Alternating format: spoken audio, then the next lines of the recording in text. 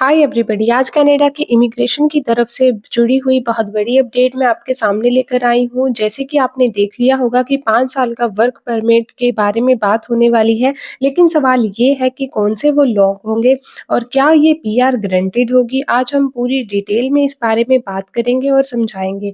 तो जी 5 साल का वर्क परमिट आखिरकार होता क्या है? नॉर्मली कनाडा में वर्क परमिट 1 से 3 साल का होता है। 5 साल का वर्क परमिट का मतलब है long term stability, PR planning के लिए ज़्यादा टाइम, जॉब चेंज और एक्सपीरियंस गेन करने का बेनिफिट। लेकिन इस सब के लिए ये नहीं होता। तो जी सिर्फ इनके लिए का क्या मतलब है? तो गवर्नमेंट ने ऐसी अपडेट्स की है कि जो टारगेट कैटेगरीज के लिए है, यानी कि वर्क परमिट जो है वो सबके लिए नहीं होगा, लेकिन कुछ टारगेट कैटेगरीज होंगी जिनके लिए ये वर्क परमिट जो है वो निकला है।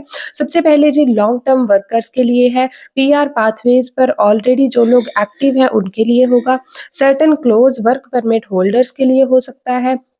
साथ के साथ ज़्यादा जो लोग कैनेडियन एक्सपीरियंस जिनके पास स्ट्रॉन्ग है, उनके पास ये वर्क परमिट होने के चांसेस जो हैं वो हो सकते हैं।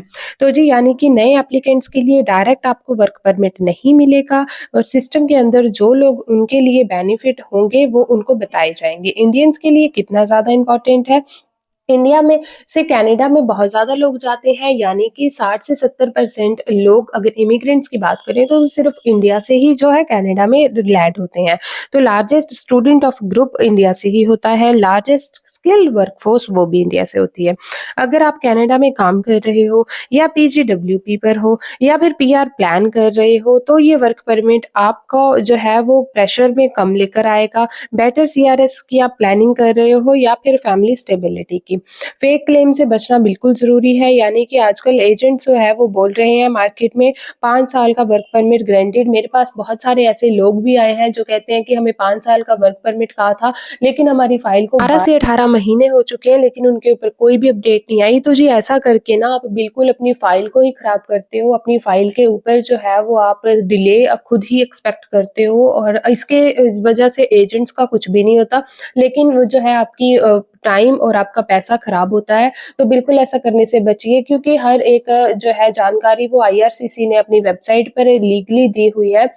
तो कोई भी अगर आपको बोलता है कि हमें पैसे दो या हमसे अप्लाई करवाओ, ऐसा बिल्कुल नहीं है। आपके पास आज के टाइम में गूगल है, आपने वहाँ से सर्च कर लेनी है हर एक चीज़। तो जी कभी भी कनाडा डायरेक्ट पीआर नहीं देता। बहुत सारे लोग ये जो है ना कहते हैं कि कनाडा से डायरेक्ट पीआर हम दिलवा कर देंगे।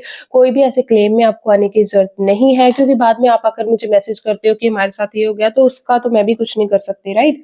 तो जी पहले ही मैं आपको वो दे रही हूँ कि भई पहले ही आप जो है ना अपनी जानकारी लेकर ही काम कीजिए। जो रियलिटी है, सबसे पहले जी स्टूडेंट होता है या फिर आप डायरेक्ट वर्क परमिट पर जाते हो, वो टाइम निकलता है, उसके बाद ही आप पीआर के लिए एलिजिबल होते हो। एलिजिबिलिटी रूल आपको फॉलो करने पड़ते हैं।